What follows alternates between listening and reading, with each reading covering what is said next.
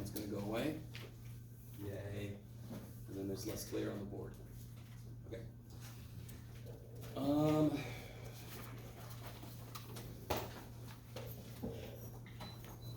Let's see, 1, 4, 15. Okay, good. So this problem up here. Yeah? Okay. Suppose A equals CR with independent columns in C, independent rows in R. Explain how each of these logical steps follows from A equals CR equals M by R by N. Okay. Every column of A is a combination of columns of C. So this is kind of cool. This is R is your rows that you get after you row reduce, correct? And this was on this quiz, so how do I find the independent columns based on my row reduction? I look for the leading ones, and then I go back to the original, yes? So what they're saying is, based on what they've said up there, how does number one make logical sense? So when you multiply two matrices together, you can look at one of the matrices as a set of commands as to what to do with the previous matrix. So for example, do you guys remember, if I have a rank 1 matrix, what does that mean? That's right, everybody. So, sorry. If I have a rank 1 matrix, that means it has 1 linearly independent column. I love it. How big could the matrix be? It could be crazy big. Every other column could be just a multiple of the first one or some combination of them, blah, blah, blah. Okay. Now, if it has rank 1, the only way that could be true is if I have one column and then everybody else is a multiple of that. Correct? You guys with me? Okay. Where'd it go? Oh, so real quick. If I have, here's my column space, or C, and then here's my R. You could do it, Jeff. Can you? We'll find out. What happens when I multiply these two things together?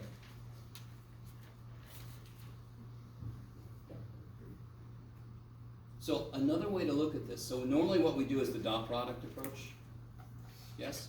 I do this and this, this and this, this and this. But do you notice if I do this and this, this and this, then I do this and this, then I do this and this, that's effectively 1 times, let me see if I can do it. So if I do 1 times 1, I will also do 2 times 1, I'll also do 3 times 1, yes? I'll do this.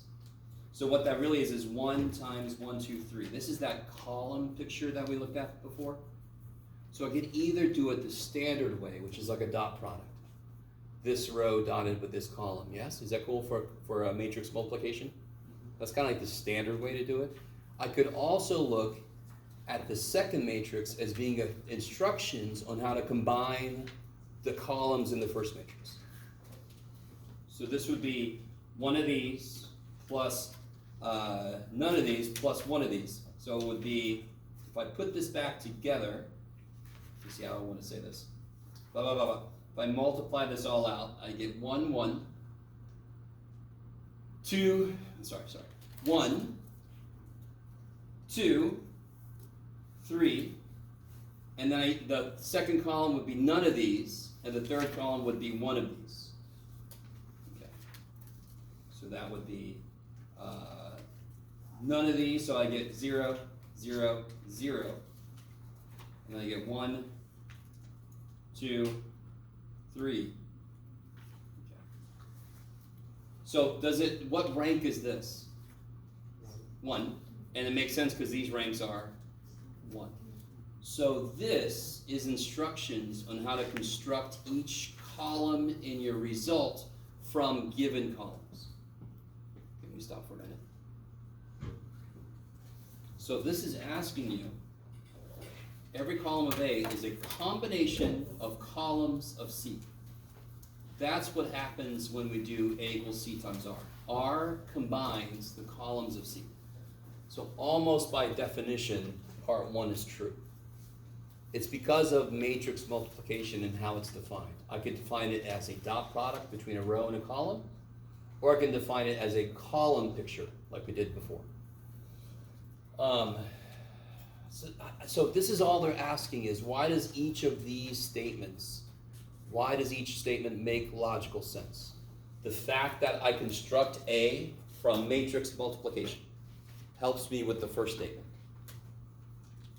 And R is going to be instructions on how to combine the elements of C. Every row of A is a combination of rows of R. Now the first one is the column picture, where I'm putting columns of the matrix together to make other columns. The second one is the row picture. Every row of A is a combination of rows of R. And that would be the effect this has on this. So let's see. Coming back to here. Do you see what's this first row? How does this first row relate to this? It's one of them. Two of them. Three of them. So this is instructions on how to combine the rows of this. If I have more columns, it's more instructions on how to combine. If I have more rows, the same idea. We stop for a minute. So like I told you, especially when you do elementary matrices and you build them up, you can control what each one does. Each elementary matrix has something that it does to a matrix. I can make it swap rows, I can make it combine rows. If I have just some arbitrary matrix, any arbitrary matrix is some combination of elementary matrices. I just need to break it down to see what they are. So when I have C times R, R is already reduced. That's the whole idea of R. So it's been reduced down to its informational form. How do I construct the columns of A? Using that one column. That one column is all I need to build everybody else. That's why it was rank 1. Now I know the problem didn't say anything about rank 1, but I wanted to start with rank 1 because it's the most immediately obvious how to interpret this.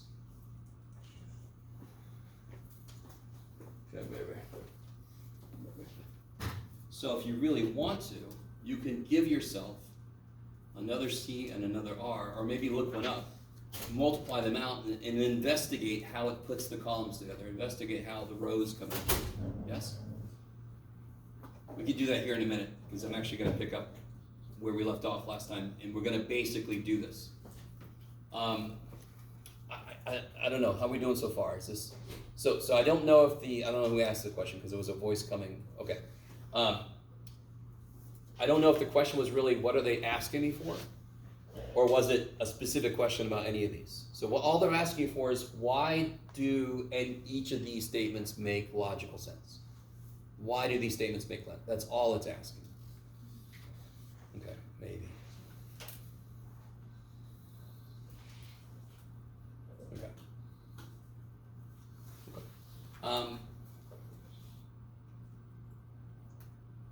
Anything else from homework? I'm always concerned when there's no questions, because some of these questions are weird as shit. So if you don't ask me, I'm like, nobody's doing it yet.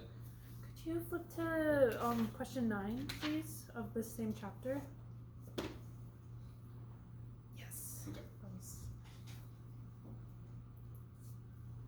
Zoom in on this weird little dude. Let's see. So A is a random 4x4 matrix. The probability is 1 that the columns of A are independent. In that case, what are the matrices C and R and A equals? That's such a weird way to say that.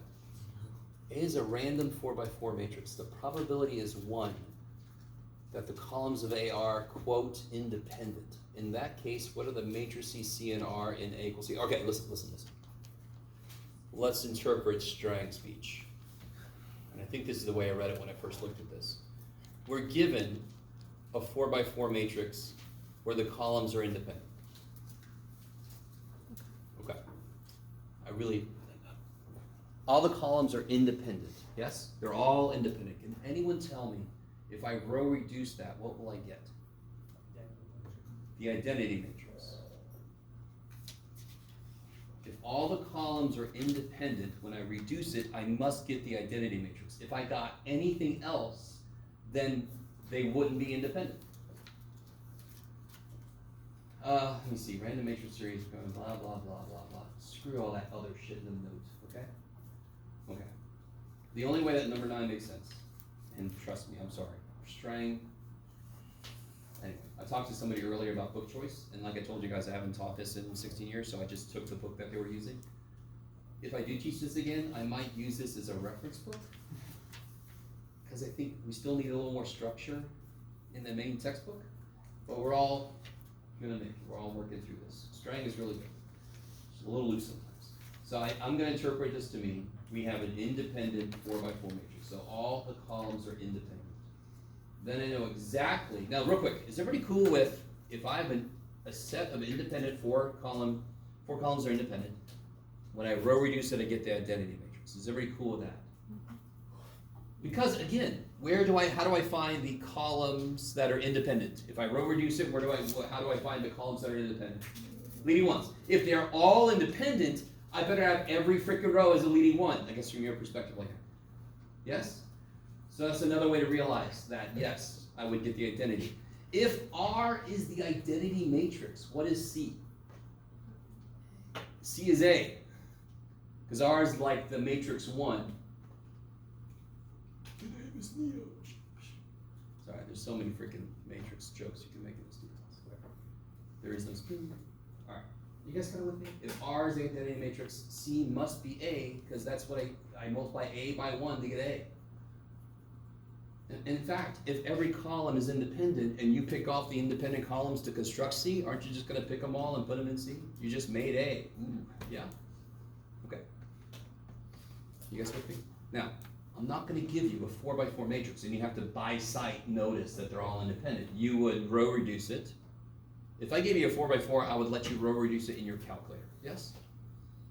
Okay, tonight I'm going to show you how to find an inverse in your calculator. I'm going to make you know how to find an inverse of a 2x2. Anything higher than that, I'll let you go ahead and use the calculator. Okay. Anything else from homework? Because we're going to get there in a minute. Okay. So the A equals CR idea was on the quiz. Not in a huge way, but if you look at the practice test, there are some more about A equals CR. On the very back, all right. Jeff? All right. This semester is crazy, but I'll be okay. So a lot of today was me just scrambling to create that practice test because I was like, oh shit, I don't have a practice test. So you'll notice the very last question on the practice test is just, says arg, there will be, okay. So if there's no more questions, let's do this. Let's recall, we talked about inverse matrices a little bit, yes? And I'm almost certain that we actually did talk about how to find the inverse of a 2x2. No? Okay, let's do it. Oh yeah, I guess you should see what I'm writing. Could you specify the chapter, please? Oh, 2-2? 2-2. Yeah. Sorry. Very often I just know shit, I don't know where it's in the book. 2-2 is, I think, where they talk about inverse matrices, so I want to finish that up. Yeah. Anyway. Oh, is this? Shoot. There we go. All right, so let's give ourselves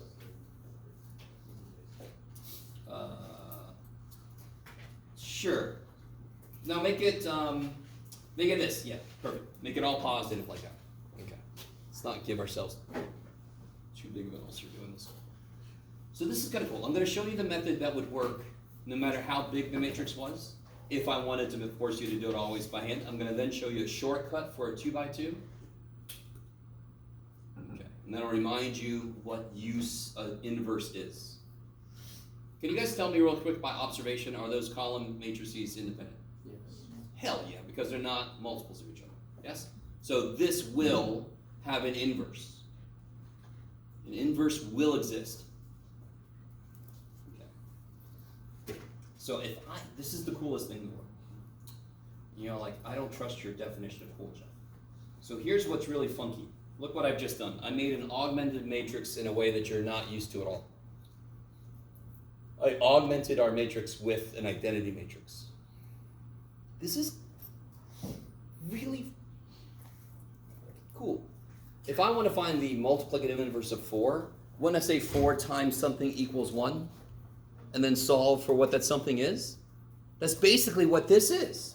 So if I start to row reduce this is going to collect all the stuff I have to do to make this look like that. So this is going to collect all the opposite operations that I have to do to this to make it become this. What should an inverse matrix do when I multiply it to the original matrix? No.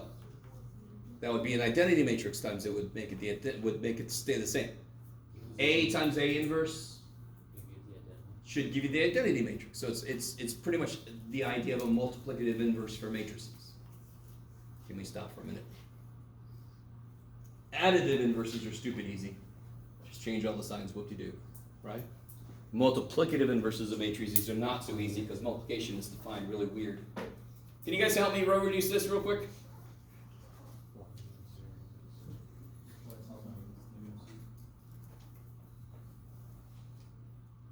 And then I add, so I get 0, negative 6 plus 5 is negative 1, negative 2 plus 0 is negative 2, 0 plus 1 is 1, is that cool? Let me stop for a minute. Do you see how that second matrix, the augmented piece, is an elementary matrix? It holds in it information about what I had to do to the original matrix to make it go in the direction of the identity matrix, okay? So this is really cool. This is almost like we put a little memory location over here, and it's just memorizing all the shit I'm doing in the reverse order. Okay. One more step here, right? Yeah, times the same. What is this number? 3. Good job, Jeff. Multiply this by 3. Is everybody cool with how I do this? I don't want to have to rewrite a matrix so many times, so I just, yeah. So then you're all like, we don't want you writing too much, Jeff. Negative 6 plus 1, 3 plus 0. Okay. That is the inverse matrix. To multiply the last row by -1 again. Say again? Oh yeah, sorry. I forgot there's a negative 1 here. That's almost the inverse matrix. Okay. One last thing I have to do is multiply this row by negative 1.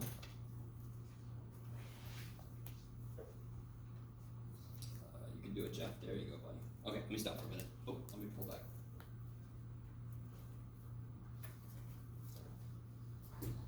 Okay.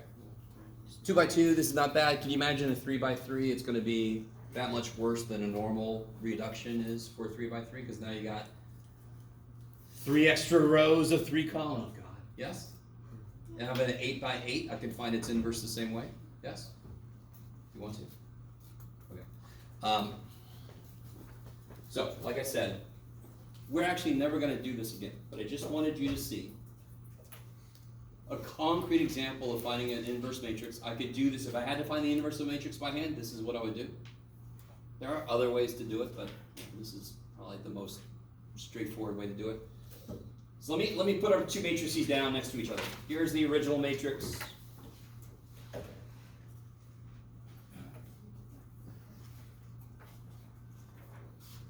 And here's the inverse matrix. Do you guys see any You just swap. pattern to them? You swap the 2 numbers and make the 1 and 4, or like the 1 and the 5 negative. Yeah, so these swapped and these changed signs. Let's see.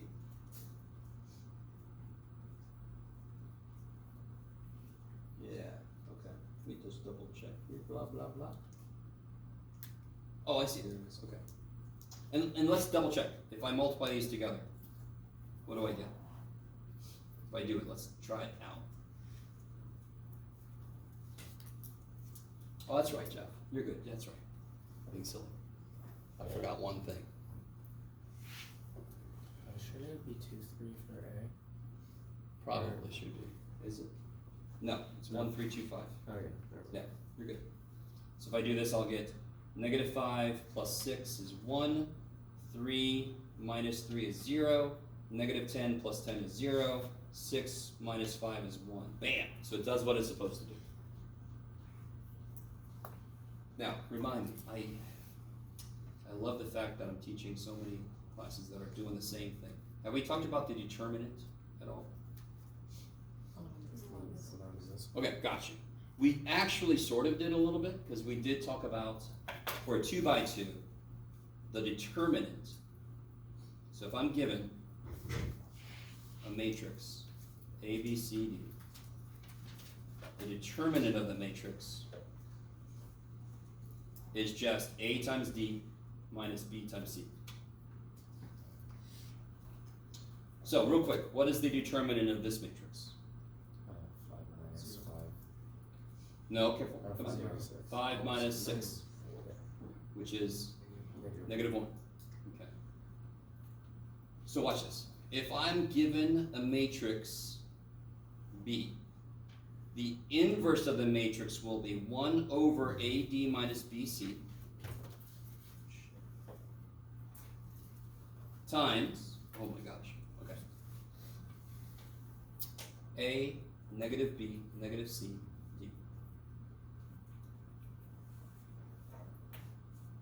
Do you see how the determinant, or AD minus BC for our matrix was -1? Yes? So, watch this. If I'm given A, Don't you swap the A and B? Yeah. Would it be? oh, D, yeah. What did I It just would put be down? D, Yeah, A, thank you. and wouldn't the D and the A be negative? No, I'll show you. Don't worry. Okay. You forgot about this. Oh yeah. So if I follow this pattern, if I just swap D and A, that sounds like we get in trouble for that. And then I change the signs of B and C, but I have to multiply by 1 over the determinant, yes? And that's what changes the signs here. So I get back to the inverse that we found. So that is a shortcut for 2x2 matrices. Let me stop for a minute.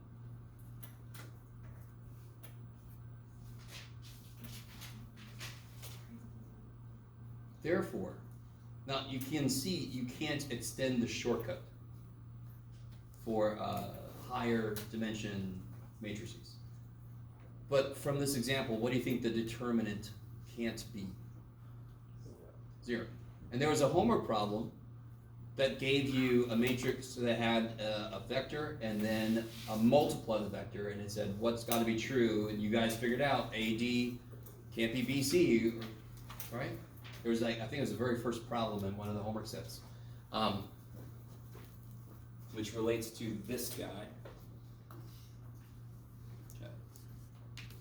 So if I wanted to find the inverse of a 3x3 matrix, I would do exactly this. I would augment it with 1 0 0 0 1 0 0 0 1, and I would do that.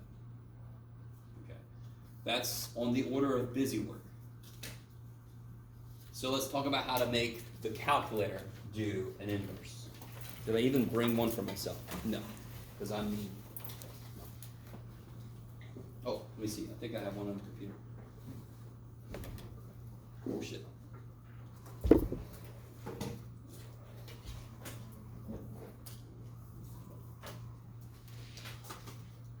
No, did somebody turn the computer on?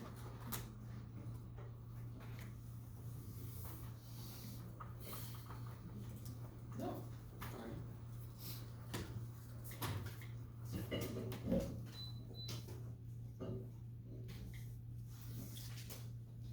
I'll go grab my calculators. Oh, you sure? Oh yeah, you got one on your phone. Leave. I can't use mine on the phone because my phone's being used. Alright, so let me come back to this.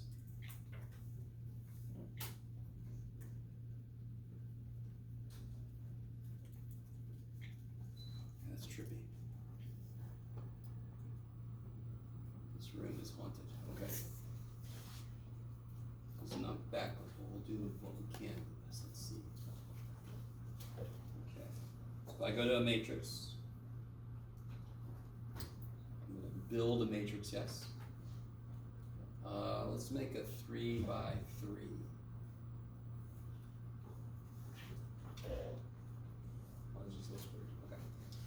I want to be a little careful. I want to put in some stuff that's definitely independent.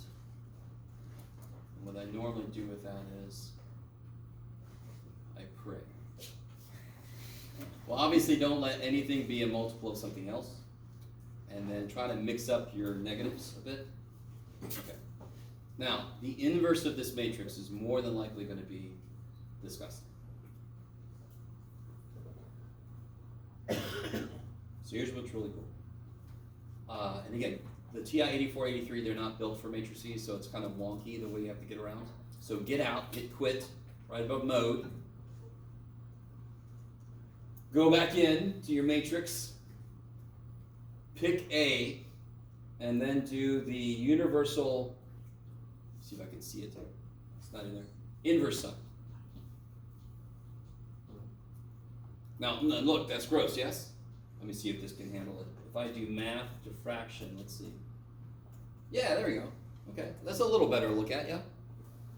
Now, you can see, can you see that? Sort of.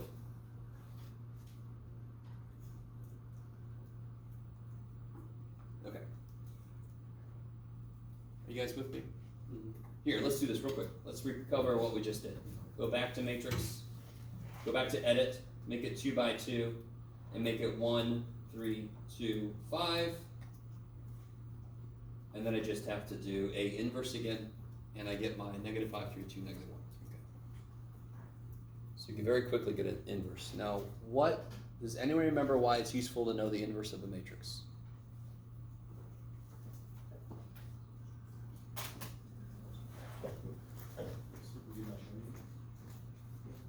If I wanted to solve the equation AX equals B.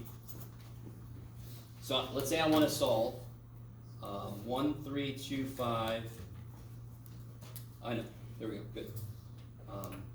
Equals, what you got, Jeff? I don't know, man. 7, 12. Yeah, okay. So I want to solve AX equals B. Matrix times vector equals vector. Can anyone tell me, in order for this to have an answer, what must be true about B? Must be in the column space of A. Column space is every column vector that A could possibly create. So if A can't create every vector within its own Rn, whatever dimension, there will be some B's it won't have answers for. Yes?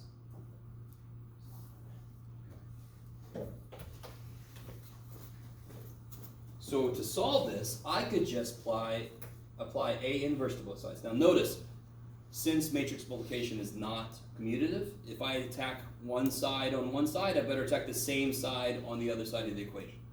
So if I multiply on the left side, I got to multiply on the left side.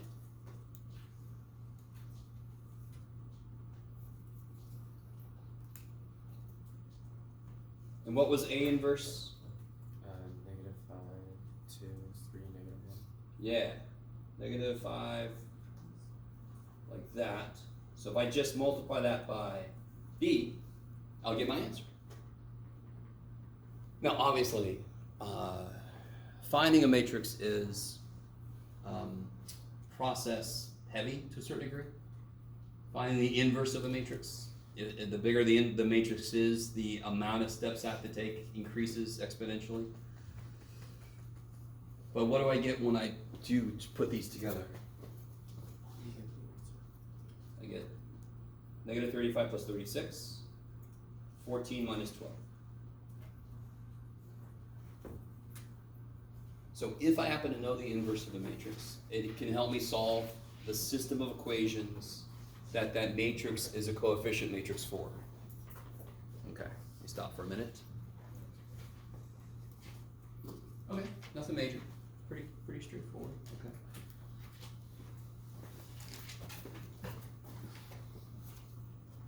So, make sure. Oh yeah, okay. So I want to go back to the matrix we were working on last time. Just remind everybody where we got with it.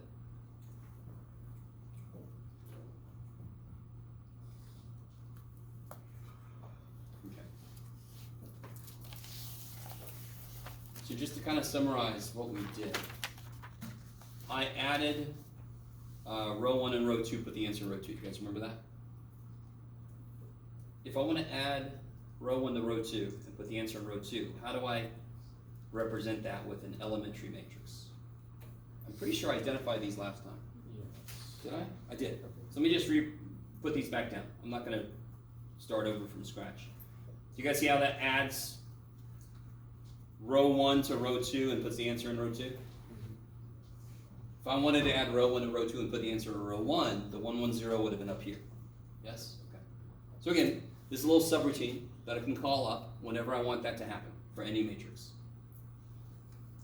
What would I do next with the result? So when we do that, we get this. Oh, where'd it go? Yeah.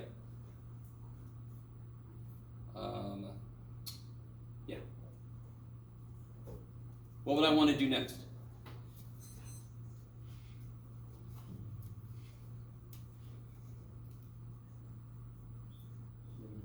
Yeah, -2 row 1. Add to row 3. And put the answer in row 3. And just to remind you guys, I'm just calling it E31 just because. Because it's dealing with row 3 and row 1. Why not? So that would look like this. So I leave the first 2 rows alone, and I take -2 row 1, and I add it to row 3.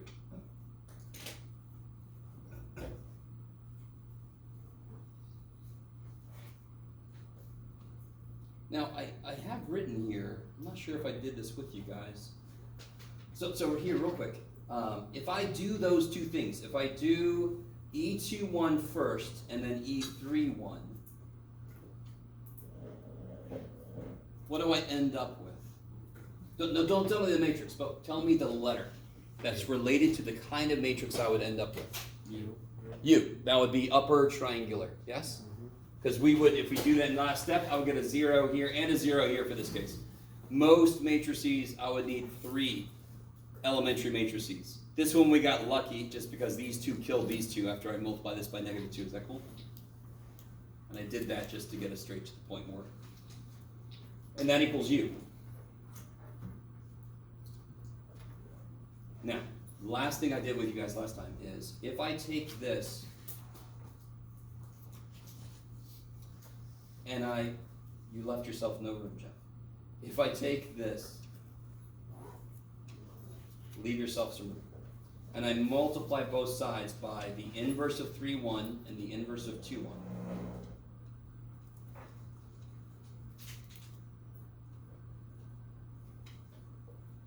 These got very overzealous. Okay. What do I get? I get A equals this mess U, yes? I'm going to call this mess L.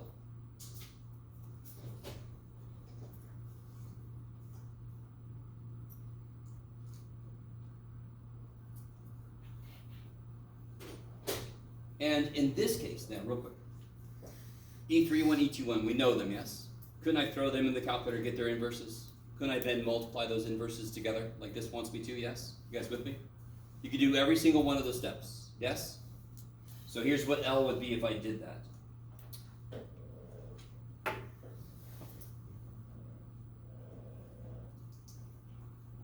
Okay. Now, I know I can read your minds. I love you guys. You're in frickin' 284. You don't know where this is going yet. Like, what the shit's this all about? Is everything making sense so far? Do you understand where every little piece came from? You don't know why this is good, right? You guys with me? I can read your minds. You're all like, there, good Lord, get to one point. Okay.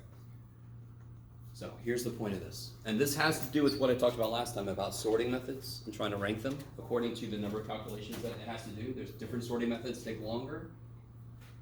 So you want to try to get the most efficient. So you're running your computer program runs faster, yes? And back in the day when we had Apollo programs that had very limited computer space, we were really efficient as shit. Nowadays, it's disgusting. I look at programs nowadays. Anybody, yeah, some of you guys are coders, yes, I know some. Some guys are programmers. And you look at stuff like Visual Basic, or you look at stuff like, what's the freaking HTML editors? I mean, you look at it and the code they generate is just so inefficient. It's bullshit. But of course, most computers run so fast nowadays, it doesn't matter. But anyway, I'm sorry, I'll stop. Because you're not all coders, you're like, please do not. So, here is why this is good. If I wanted to solve this problem, yeah.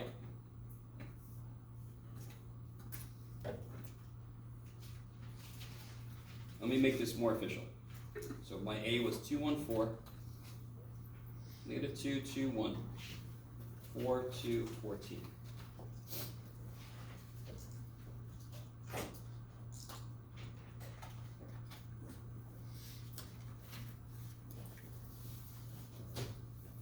And the reason I keep bringing up computer programming is not just because this is directly applicable to that, but because when we're doing this by hand, what I'm about to say is not quite as true necessarily, especially because we're not going to ramp this up to 8x8, 28x28 matrices, yes?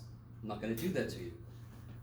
But I'm always curious, is there an algorithm that I can create that the computer could run at very efficiently no matter how big the matrix gets?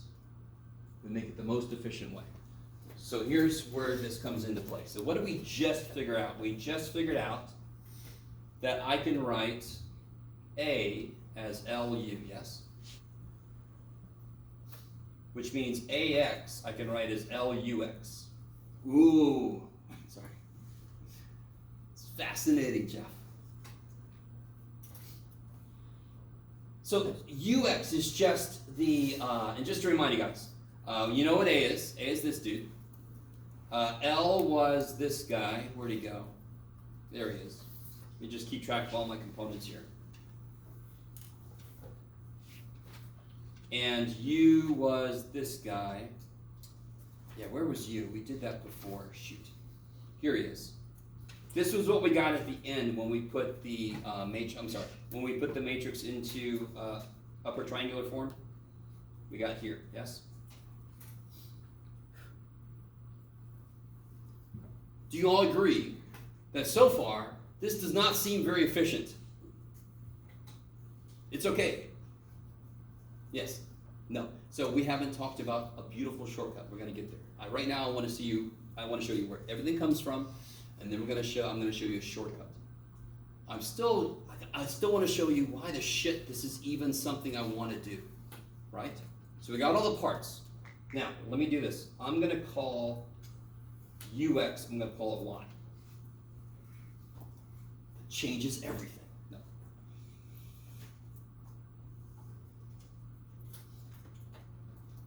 Because now, and so remember, what did I want AX to be? I'm sort of leaving off one little piece. I want AX to equal B, yes? Yeah. Wait a minute. I wrote, oh yeah, I'm fine. So I want AX to equal B, yes? So now I've kind of taken my problem and I made it into this problem. So let's write this down. L was this guy.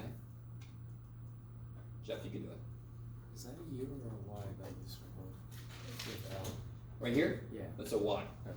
Yeah. Let me stop for a minute. I just called UX Y. Do you all agree with me that U times X would be a vector? Because X has just got the one, it's like a whatever by one. In this case, a 3 by 1. So that's L. Here's Y. And I want that to equal B. Do you guys see why this is really easy? Do you guys see why this is really easy? What do you know right off the bat? Y1 equals 9, yes? Yeah. So Y1 is 9. If Y1 is 9, yes? Negative 9 plus Y2 equals negative 1, yes? Negative 9 plus Y2 equals negative 1. So what's Y2? 8. That's crazy. You guys with me? So this is pretty easy. This is, and why do you think I gave it a letter L? What do you guys notice about that matrix? It's freaking lower triangle. Ooh, okay, that's why we gave it L. Okay. And then the last guy I gotta do is 2 times y1 plus y3 is 24, so y3 is 18. 24 minus 18, 6. A computer would eat that shit up. Yes? The real,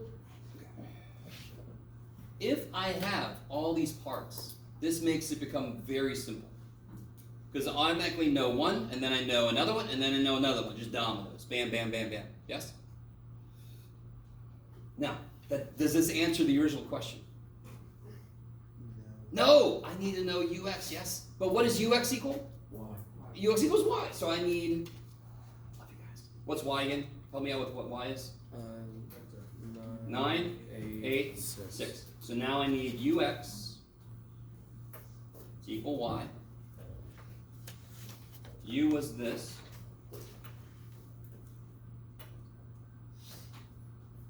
Oh, and now I got x1, x2, x3 for x, and I need it to equal y.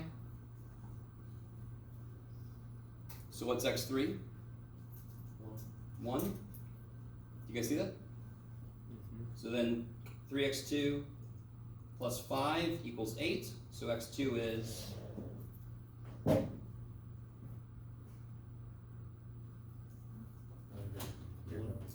1.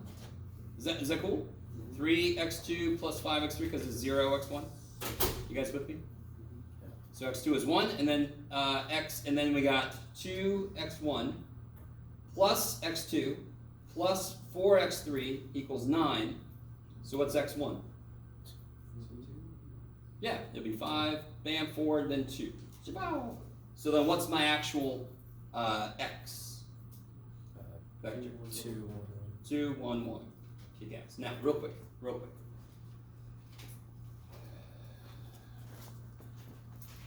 You guys understand the basic idea. So I'm trying to make it, I take a matrix, I break it up into L times U, lower times upper. Then it becomes too much simpler things to do. Instead of one gross thing to do, I could do 2 simple things. Now, if only it was easier to freaking take a matrix and break it up into L and U, yes? This is relatively easy. The only bad part was getting the L, getting the U. Shit. Yes? Okay. Love you guys. So let's start with the same matrix again. And I'm going to find L and U the shortcut way.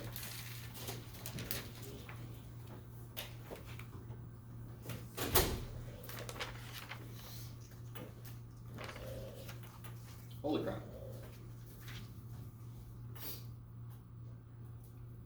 So this, all right, there's so many ways to do this. I kind of like the way Strang does this. But no matter which way you do this, it's a little weird. But it's really crazy nice. Okay, here we go. You ready? No, you're not. Okay. If I want to subtract, couldn't I subtract multiples of this from both of these? Aren't I allowed to do that? Yeah. In fact, that's what we did to kind of like row reduce things. Okay. And again, a lot of this is kind of geared towards eventually creating a computer program and making it efficient. So the things we're going to do are things it could do stupid fast, much quicker than normal elimination, or even back substitution. It's the difference of 1/2 n cubed operations versus n squared operations, where n is the size of your matrix. So if you have an 80 by 80 matrix, it's 80 cubed divided by 2 versus 80 squared operations. That's, again, if you're not a computer scientist, that's fine, but too bad that's part of what this class does. So let me ask you this. What would I subtract from this matrix to make the top row zeros? Negative. I would just subtract from the first row, I would subtract 2, 1, 4, yes? I'm going to subtract multiples of this to keep that idea of making the answer zeros going. All right, I can only subtract multiples of this. So what did I do? What was the first thing I did? Then I subtract a multiple of 1. Yes? Pretty much it's always what I'm going to do first. Okay. What multiple of this do I want to make that I can subtract from this to make there be a 0 first? 1. No, because then 2 minus negative 2 is 4. Negative 1. Negative 1.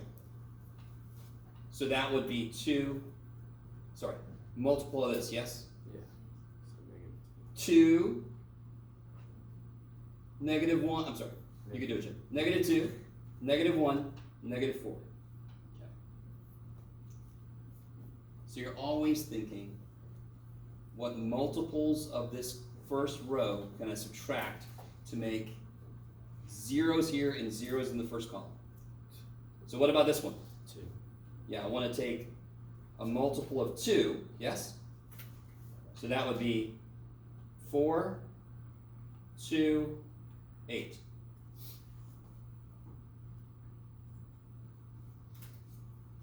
So what's negative 2 minus negative 2? 0. Like we wanted. What's 2 minus negative 1? 3. 3. And what's 1 minus negative 4? 5. 5. What's 4 minus 4? 0. Holy shit, what's 4 minus 2? 0. I'm sorry, 2 minus 2, 0, yes. And what's 14 minus 8? 6. All right, let me stop for a minute.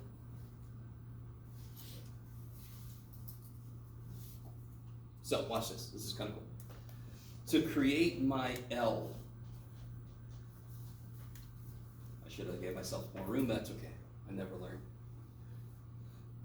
I'm going to start to accumulate the multiples I needed. 1, negative 1, 2. Yes? What were the multiples I needed? 1, negative 1, 2. And then you fill in. For the U, I'm going to collect, this is kind of nifty, I'm going to collect the, let's see if you guys are cool with this. I'm going to collect 2, 1, 4.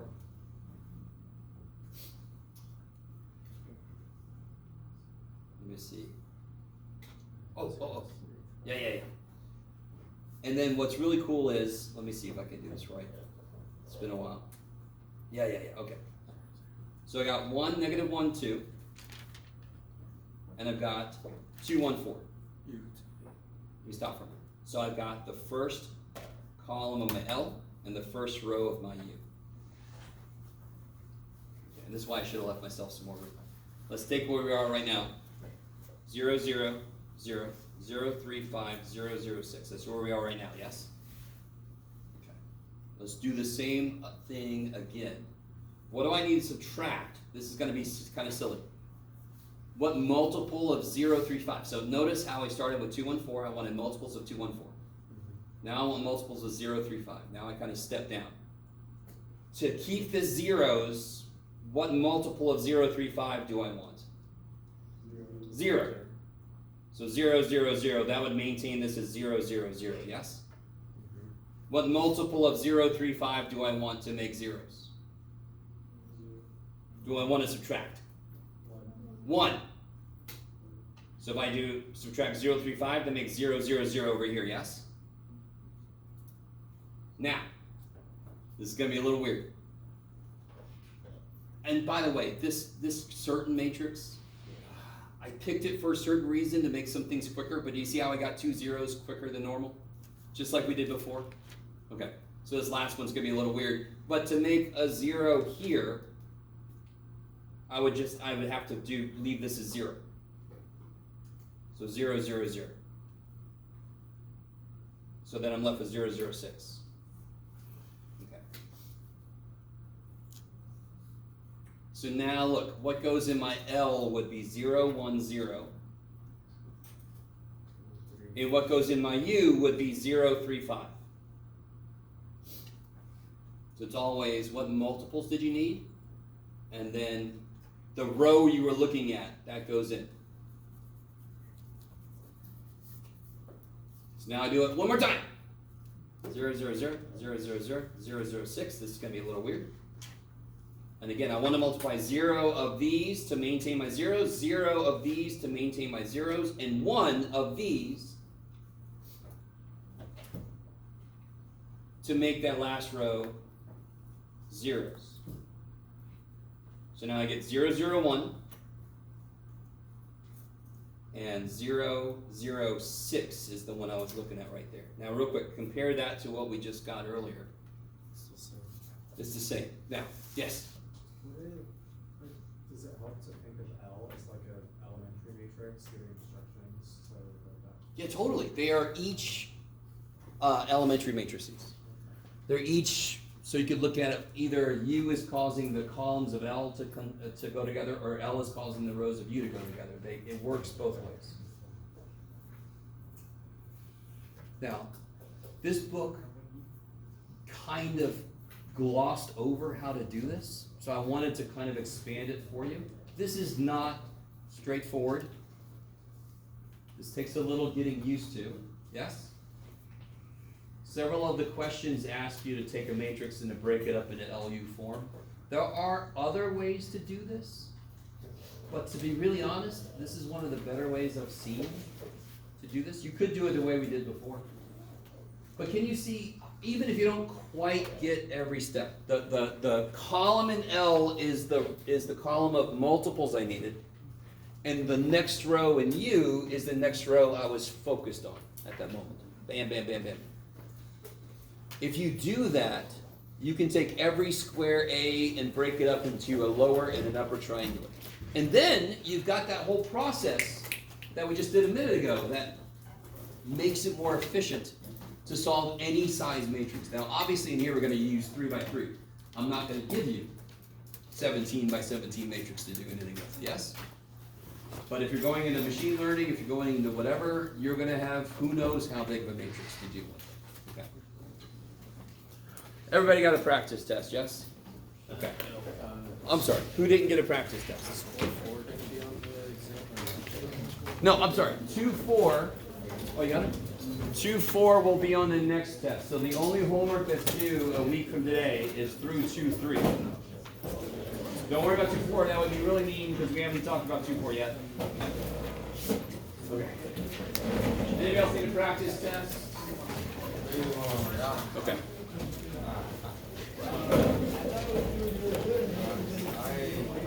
I don't know when the first day out of it. What do you think of the first time? I was just curious about like what's my grade. Oh, you have a minute? Yeah. Okay. Yeah, I know everybody's used to like grade 3 Canvas. Yeah, no worries. I hate it because it makes mistakes.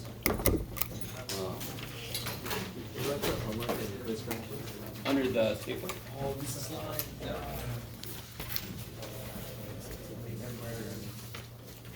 Oh yeah, this is good, Zach, because I got some little stack I forgot to bring to 281 today. It's like corrected quizzes. I think you corrected your quizzes. Your quiz? Yes. All right. I graded your corrections. Yeah, I got it.